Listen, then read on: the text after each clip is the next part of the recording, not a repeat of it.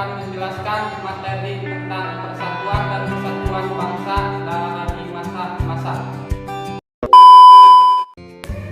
Sebelum melanjutkan ke materi, perkenalkan nama saya Puji Tikan Rizky sebagai moderator. Di samping saya ada Ella Desjani sebagai pemateri 1, Aan Darwati sebagai pemateri 2, Ati Natalia sebagai pemateri 3, Adel Saputra sebagai pemateri 4, dan Nur Sadi sebagai pemateri 5. Selamat menyaksikan. Halo teman-teman semuanya, salam sejahtera bagi kita semua. Setelah pembelajaran di kali ini, diharapkan kalian mampu menjelaskan persatuan dan kesatuan bangsa Indonesia pada masa Revolusi Kemerdekaan, pada masa Republik Indonesia Serikat, pada masa demokrasi liberal, pada masa demokrasi terpimpin. Persatuan dan kesatuan bangsa Indonesia pada masa ke masa akan kita bahas dengan penjelasan sebagai berikut. Baik, langsung saja kita ke penjelasannya. Di sini saya sebagai pemateri 1 yang akan menjelaskan tentang poin 1 dan poin 2 tentang persatuan dan kesatuan bangsa pada masa Revolusi Kemerdekaan tanggal 18 Agustus 1945 sampai dengan 27 Desember 1949 dan persatuan dan kesatuan bangsa pada masa Republik Indonesia Serikat 27 Desember 1949 sampai dengan 17 Agustus 1950. Untuk poin 1, penjelasannya persatuan dan kesatuan bangsa pada masa Revolusi Kemerdekaan 18 Agustus 1945 sampai dengan 27 Desember 1949. Pada periode ini, bentuk negara Republik Indonesia adalah kesatuan dengan bentuk pemerintahan adalah republik. Dengan mana presiden berkedudukan sebagai kepala pemerintahan sekaligus sebagai kepala negara. Sistem pemerintahan yang dipakai adalah sistem pemerintahan presidensial. Dalam periode ini, yang dipakai sebagai pegangan adalah Undang-Undang Dasar 1945. Akan tetapi, dalam pelaksanaan belum dapat dijalankan secara murni dan konsekuen. Hal ini dikarenakan bangsa Indonesia baru saja memproklamasikan kemerdekaannya. Pada waktu itu, semua kekuatan negara difokuskan pada upaya pemerintahan kemerdekaan yang baru saja diraih dari rongrongan kekuatan asing yang ingin kembali menjajah Indonesia. Dengan demikian, walaupun Undang-Undang Dasar 1945 telah berlaku, namun yang baru dapat dibentuk hanya Presiden, Wakil Presiden, serta para menteri dan gubernur yang merupakan perpanjangan tangan pemerintahan pusat. Adapun departemen yang dibentuk untuk pertama kalinya di Indonesia terdiri atas 12 departemen. Provinsi yang baru dibentuk terdiri atas 8 wilayah terdiri atas Jawa Barat, Jawa Tengah, Jawa Timur, Sumatera, Borneo, Sulawesi, Maluku, dan Sunda Kecil. Pasal 4 Aturan Peralihan Undang-Undang 1945 secara langsung memberikan kekuasaan yang teramat luas kepada Presiden. Dengan kata lain, kekuasaan Presiden meliputi kekuasaan pemerintah negara atau eksekutif, menjalan kekuasaan MPR dan DPR atau legislatif, serta menjalankan tugas DPA. Kekuasaan yang teramat besar itu diberikan kepada Presiden hanya karena sementara waktu. Upaya penyelenggaraan negara dapat berjalan, oleh karena itu PPKI dalam Undang-Undang Dasar 1945 mencantum 2 ayat aturan tambahan yang menegaskan bahwa ayat yang pertama atau A, dalam 6 bulan sesudah berakhirnya peperangan Asia Timur Raya, Presiden Indonesia mengatur dan menyelenggarakan segala hal yang ditetapkan dalam Undang-Undang Dasar ini.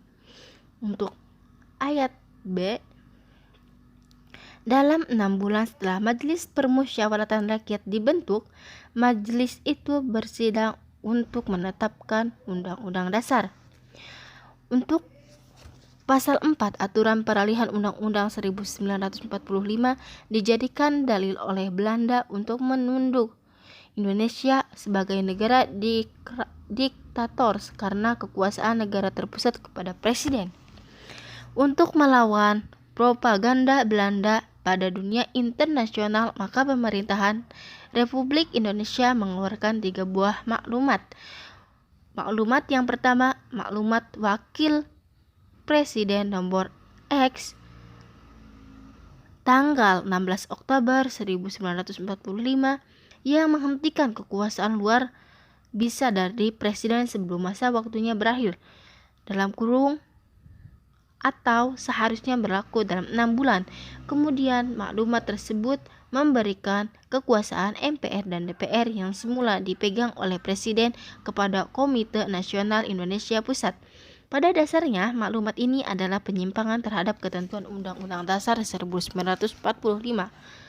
Untuk maklumat kedua, maklumat pemerintahan tanggal 3 November 1945 tentang pembukaan partai politik yang sebanyak-banyaknya oleh rakyat. Hal ini sebagai akibat dari anggapan pada saat itu bahwa salah satunya demokrasi adalah meliputi partai. Maklumat tersebut juga sebagai upaya agar dunia barat menilai bahwa Indonesia adalah negara yang menganut asas demokrasi. Untuk maklumat yang ketiga, maklumat pemerintahan tanggal 14 November 1945 yang intinya mengubah sistem pemerintahan presidensial menjadi sistem pemerintahan parlementer. Maklumat tersebut kembali menyalahi ketentuan Undang-Undang Dasar Negara Republik Indonesia 1945 yang menetapkan sistem pemerintahan presidensial sebagai sistem pemerintahan Indonesia. Sistem pemerintahan parlementer tidak berjalan lama. Sistem tersebut berlaku mulai tanggal 14 November 1945 dan berakhir pada tanggal 27 Desember 1949. Dalam rentang waktu itu terjadi beberapa kali penggantian kabinet. Kabinet yang pertama oleh Sultan Syahrir yang dilanjutkan dengan kabinet Syahrir I dan Syahrir II dan III. Sewaktu bubarnya kabinet Syahrir III sebagai akibat peruncingan pertikaian antara Indonesia Belanda, pemerintahan membentuk kabinet presidensial kembali 24 Juni 1947 strip 3 Juli 1947. Namun atas desakan dari beberapa partai politik, Presiden Soekarno kembali membentuk kabinet parlementer sebagai berikut. Kabinet Amir Syarifuddin 1.23 Juli 1947 sampai 11 November 1947. Yang kedua, Kabinet Amir Syarifuddin 2. 11 November 1947 sampai 29 Januari 1948. Kabinet Hatta 1. 29 Januari 1948 sampai 4 Agustus 1949. Kabinet Darurat dalam kurung Mr. Syajfuddin Prawirganagara 9 Desember 1948 sampai 3 Juli 1949. Kabinet Hatta II 4 Agustus 1949 sampai 20 Desember 1949. Untuk poin 2 yaitu Persatuan dan Kesatuan Bangsa pada masa Republik Indonesia Serikat 27 Desember 1949 sampai dengan 17 Agustus 1950.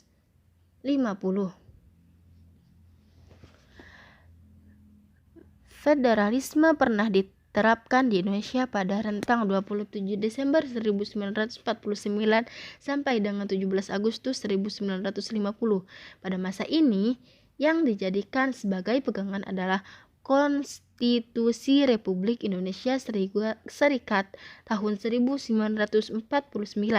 Berdasarkan konstitusi tersebut, bentuk negara kita adalah serikat atau federasi dengan 15 negara bagian. Bentuk pemerintahan yang berlaku pada periode ini adalah republik.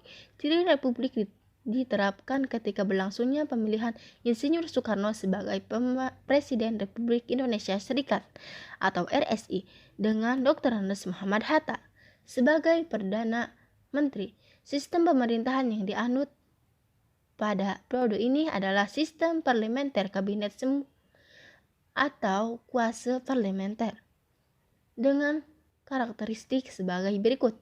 Untuk yang A, pengangkatan Perdana Menteri dilakukan oleh Presiden bukan oleh parlementer sebagaimana lazimnya.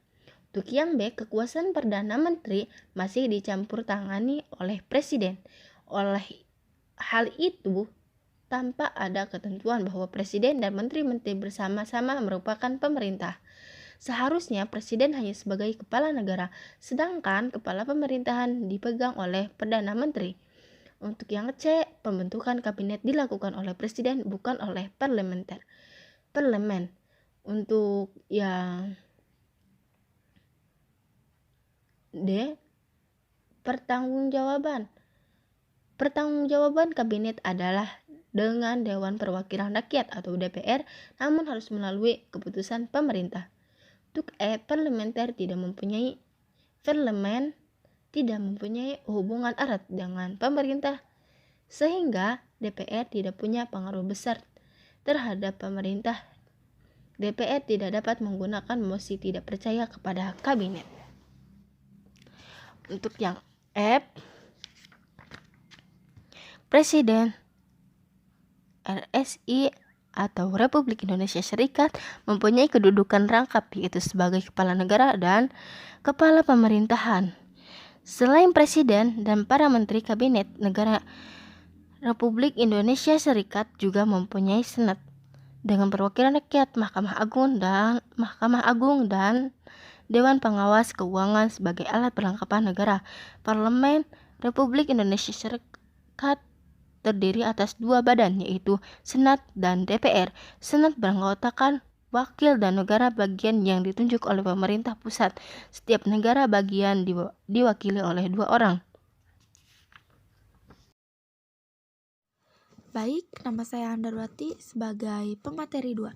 Saya di sini akan melanjutkan materinya. Sebelumnya sudah teman saya bahas dan saya di sini akan melanjutkan materi selanjutnya, yaitu tentang persatuan dan kesatuan bangsa pada masa demokrasi liberal pada tanggal 17 Agustus tahun 1950 sampai dengan 5 Juli 1959. Pada periode ini, Indonesia menggunakan Undang-Undang Dasar Sementara Republik Indonesia tahun 1950 atau disingkat dengan UUD 1950 yang berlaku mulai tanggal 17 Agustus 1950. Undang-Undang Dasar Sementara Republik Indonesia 1950 merupakan perubahan dari Konstitusi RIS yang diselenggarakan sesuai dengan Piagam Persetujuan antara pemerintah RIS dan pemerintah RI pada tanggal 19 Mei 1950. Bentuk negara Indonesia pada periode ini adalah kesatuan yang kekuasaannya dipegang oleh pemerintah pusat. Hubungan negara dengan didasarkan pada asas desentralisasi. Bentuk pemerintahan yang diterapkan adalah republik dengan kepala negara adalah seorang presiden yang dibantu oleh seorang wakil presiden. Insinyur Soekarno dan Dr. Andes Muhammad Hatta kembali mengisi 2 jabatan tersebut. Sistem pemerintahan yang dianut pada periode ini adalah sistem pemerintahan parlementer dengan menggunakan kabinet parlementer yang dipimpin oleh seorang Perdana Menteri. Alat-alat perlengkapan negara meliputi Presiden dan Wakil Presiden, Menteri-Menteri, Dewan Perwakilan Rakyat dan Mahkamah Agung, dan Dewan Pengawas Keuangan. Pada saat mulai berlakunya UUD RI 1950 ini dibentuk Dewan Perwakilan Rakyat Sementara yang merupakan gabungan anggota DPR RI, anggota DPR RIS, ditambah ketua dan anggota Badan Pekerja Komite Nasional Indonesia Pusat dan anggota yang ditunjuk oleh Presiden. Praktik sistem pemerintahan parlementer yang diterapkan pada masa berlakunya UUD 1950 ini ternyata tidak membawa bangsa Indonesia ke arah kemakmuran, keteraturan dan kestabilan politik. Hal ini tercermin dari jatuh bangunnya kabinet dalam kurun waktu antara 1950 sampai dengan 1959. Telah terjadi 7 kali pergantian kabinet. Yang pertama, Kabinet Natsir 6 September 1950 sampai dengan 27 April 1951. Yang kedua yaitu Kabinet Sukirman tanggal 27 April 1951 sampai dengan 3 April 1952. Yang ketiga, Kabinet Wilopo 3 April 1952 sampai dengan 30 Juli 1953. Yang keempat yaitu Kabinet Ali Sastro-Midjojo 1 30 Juli 1953 sampai dengan 12 Agustus 1955. Kabinet Burhanuddin yang selanjutnya yaitu Kabinet Burhanuddin Harahap 12 Agustus 1955 sampai dengan 24 Maret 1956. Yang selanjutnya yaitu Kabinet Ali Sastro-Midjojo 2 24 Maret sampai dengan 24 Maret 1959 sampai dengan 9 April 1957. Kabinet Juanda atau Karya itu yang terakhir 9 April 1957 sampai dengan 10 Juli 1959. Hal yang menyebabkan kondisi dengan negara kacau pada periode ini adalah tidak berhasilnya Badan Konstituante menyusun Undang-Undang Dasar yang baru. Pada periode ini juga terjadinya beberapa gerakan separatis di daerah. Di antaranya yang pertama yaitu Gerakan Darul Islam atau Tentara Islam Indonesia atau yang disingkat dengan DITII. Yang pertama yaitu daerah Sulawesi Selatan. Pemberontakan DITII di Sulawesi Selatan dipimpin oleh Kahar Mujakar. Pemberontakan ini disebabkan oleh Kahar Mujakar yang menempatkan laskar-laskar rakyat Sulawesi Selatan ke dalam lingkungan APRIS, Angkatan Perang Republik Indonesia Serikat, dan berkeinginan untuk menjadi pimpinan dan APRIS. Yang selanjutnya yaitu yang kedua daerah Aceh. Pemberontakan DITII di Aceh dipimpin oleh Daud Bereh yang merupakan mantan gubernur Aceh. Pemberontakan ini disebabkan oleh status Aceh yang semula menjadi daerah istimewa diturunkan menjadi daerah keresidenan di bawah Provinsi Sumatera Utara. Nah, yang ketiga yaitu daerah Kalimantan Selatan. Pemberontakan DITII di Kalimantan Selatan dipimpin oleh Ibnu Hajar yang menamakan gerakan dengan sebutan Kesatuan Rakyat yang Tertindas. Nah, yang selanjutnya yaitu ada B atau 2 pemberontakan PRRI atau Permesta, Pemerintah Revolusioner Republik Indonesia atau Perjuangan Rakyat Semesta.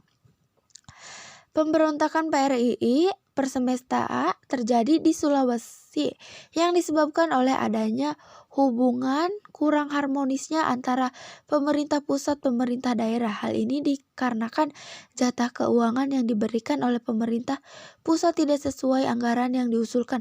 Hal tersebut menimbulkan dampak ketidakpercayaan terhadap pemerintah pusat. Selanjutnya dibentuklah gerakan dewan berikut.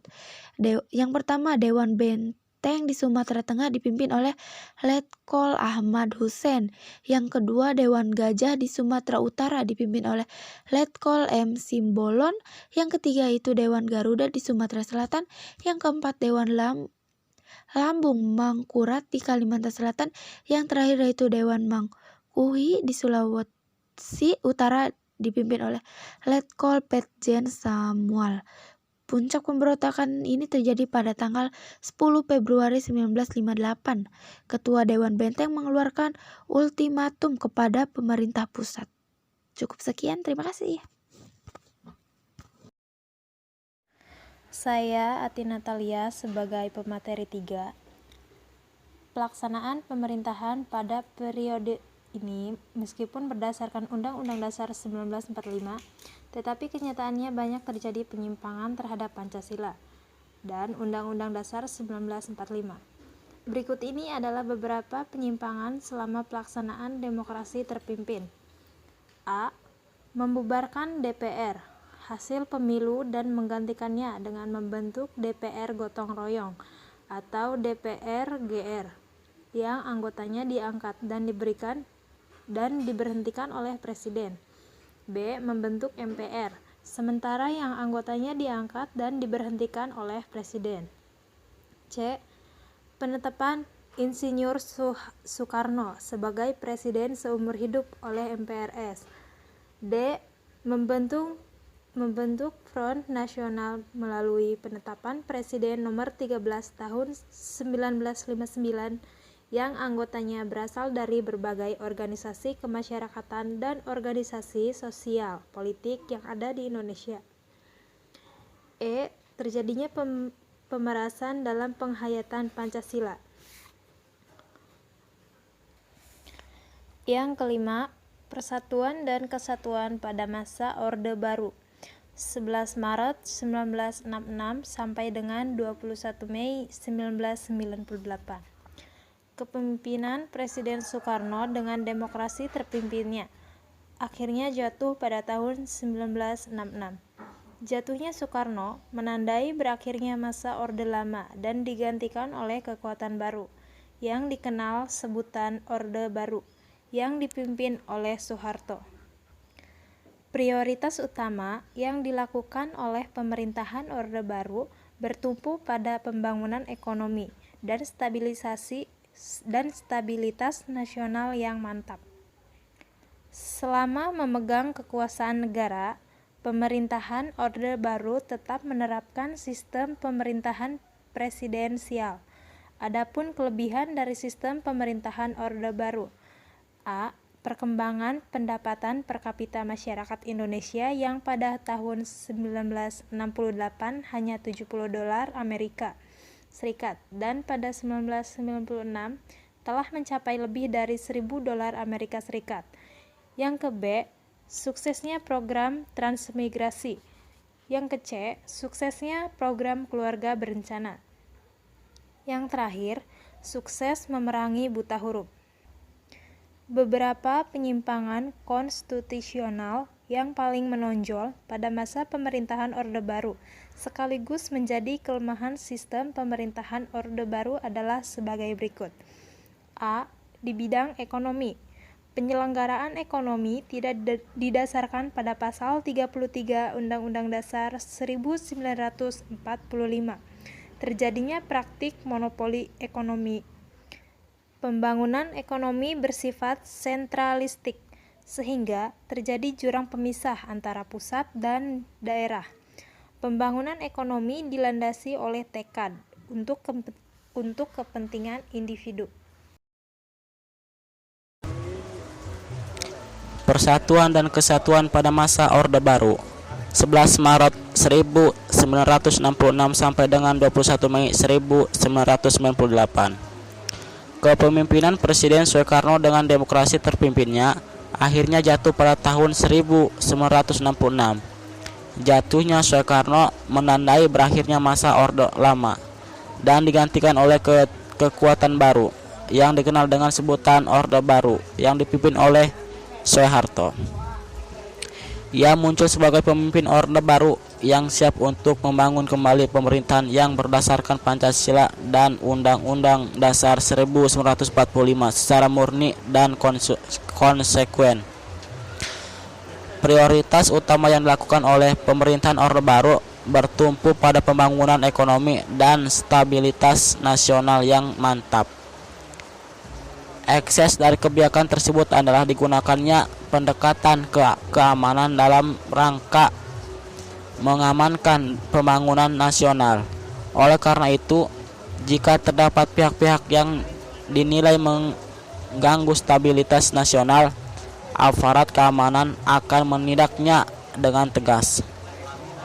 Sebab jika stabilitas keamanan terganggu, maka pembangunan ekonomi akan terganggu. Jika pembangunan ekonomi terganggu, maka pembangunan nasional tidak akan berhasil. Akan tetapi dalam perjalanan pemerintahannya, Orde Baru melakukan beberapa penyimpangan terhadap Pancasila dan Undang-Undang Dasar 1945. Beberapa penyimpangan konstitusional yang paling menonjol pada masa pemerintahan Orde Baru sekaligus menjadi kelemahan sistem pemerintahan Orde Baru, yaitu sebagai berikut. Yang pertama, bidang ekonomi. Penyelenggaraan ekonomi tidak didasarkan pada pasal 33 Undang-Undang Dasar 1945. Terjadinya praktik monopoli ekonomi. Pembangunan ekonomi bersifat sentralistik, sehingga terjadi jurang pemisahan antara pusat dan daerah. Pembangunan ekonomi dilandasi oleh tekad untuk kepentingan individu. Yang selanjutnya yaitu bidang politik. Kekuasaan berada di tangan lembaga eksekutif. Presiden sebagai pelaksana undang-undang kedudukannya lebih dominan dibandingkan dengan lembaga legislatif. Pemerintahan bersifat sentralistik, sebagai keputusan disosialisasikan dengan sistem komando. Tidak ada kebebasan untuk mengkritik jalannya pemerintahan. Praktik kolusi, korupsi, dan nepotisme atau KKN bisa terjadi yang tentunya merugikan perekonomian negara dan kepercayaan masyarakat. Yang selanjutnya yaitu bidang hukum. Perundang-undangan yang mempunyai fungsi untuk membatasi kekuasaan presiden kurang memadai, sehingga kesempatan ini memberi peluang terjadinya praktik KKN dalam pemerintahan. Supremasi hukum tidak dapat ditegakkan karena banyaknya oknum penegak hukum yang cenderung memihak pada orang tertentu sesuai kepentingan. Hukum bersifat kebal terhadap penguasa dan konglomerat yang dekat dengan penguasa. Segala penyimpangan yang disebutkan tadi mengakibatkan negara Indonesia terrembab pada suatu keadaan krisis multidimensional. Kondisi yang mencemaskan ini telah membangkitkan gerakan reformasi menumbangkan rejim otoriter. Maka pada tanggal 21 Mei 1998 Presiden Soeharto menyatakan mengundurkan diri. Sebagai gantinya B.J. Habibie yang ketika itu menjabat sebagai wakil presiden. Dilantik sebagai Presiden RI yang ketiga. Masa jabatan Presiden B.J. Habibie berakhir setelah pertanggungjawabannya ditolak oleh Sidang Umum MPR pada tanggal 20 Oktober 1900.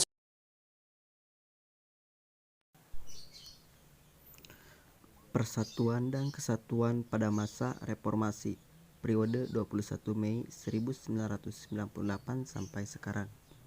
Periode ini disebut juga era reformasi. Gejolak politik di era reformasi semakin mendorong usaha penegakan kedaulatan rakyat dan bertekad untuk mewujudkan pemerintahan yang bersih dari korupsi, kolusi, dan nepotisme yang menghancurkan kehidupan bangsa dan negara. Memasuki masa reformasi, bangsa Indonesia bertekad untuk menciptakan sistem pemerintahan yang demokratis. Untuk itu perlu disusun pemerintahan yang konstitusional atau pemerintahan yang berdasarkan pada konstitusi.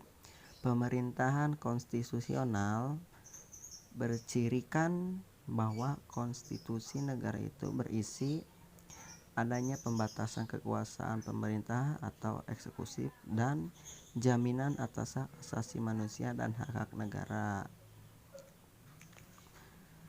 Berdasarkan hal itu, salah satu bentuk reformasi yang dilakukan oleh bangsa Indonesia adalah melakukan perubahan atau amandemen atas Undang-Undang Dasar 1945 dengan mengamandemenkan UUD 1945 menjadi konstitusi yang bersifat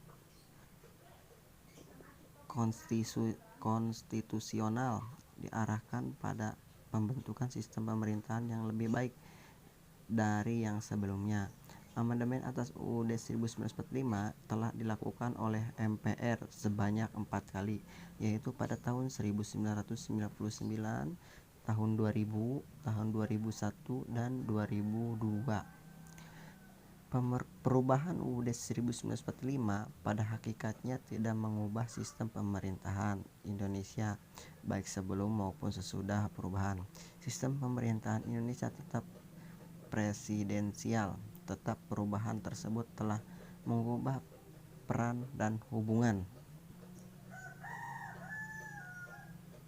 Presiden dan DPR.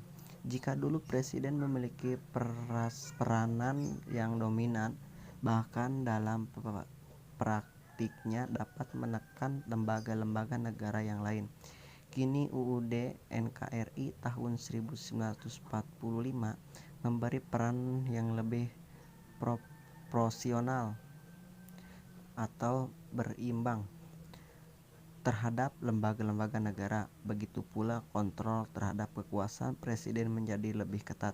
Selain itu, perubahan Undang-Undang Dasar 1945 juga mengubah struktur ketatanegaraan Indonesia. Jika dibandingkan dengan Undang-Undang Dasar 1945 sebelum diubah, maka UUD NKRI 1945 terdapat penghapusan dan penambahan lembaga-lembaga negara.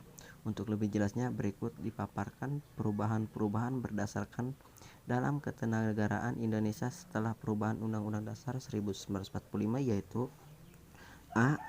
Kedaulatan di tangan rakyat dan dilakukan menurut Undang-Undang Dasar Pasal 1 Ayat 2. B. MPR merupakan lembaga bikameral, yaitu terdiri dari anggota DPR dan anggota DPD, Pasal 2 Ayat 1. C. Presiden dan Wakil Presiden dipilih langsung oleh rakyat, Pasal 6A Ayat 1. C. D. Presiden memegang jabatan selama 5 tahun dan dapat dipilih kembali dalam jabatan yang sama untuk 1 kali masa jabatan, Pasal 7. E. Pencantuman hak asasi manusia, Pasal 28A 28J. F. Penghapusan DVA sebagai lembaga tinggi negara. G. Presiden bukan mandataris MPR. H. MPR tidak lagi menyusun GBHN. I. Pembentukan Mahkamah Konstitusi atau MK dan Komisi Yudisial atau KY, Pasal 28B dan 24C. J. Anggaran pendidikan minimal 20%, Pasal 31 Ayat 4. Dan K. Negara kesatuan tidak boleh diubah, Pasal 37 Ayat 5. I. Penjelasan Undang-Undang Dasar 1945 dihapus. Kesimpulan: persatuan dan kesatuan bangsa dari masa ke masa. Persatuan berasal dari kata yang berarti utuh, tidak pecah belah. Persatuan mengandung pengertian disatukannya berbagai macam corak yang beraneka ragam menjadi satu kebulatan. Dengan perkataan lain, hal-hal yang beraneka ragam itu disatukan menjadi sesuatu yang serasi, untuk utuh, dan tidak saling bertengkar antara satu dengan yang lain.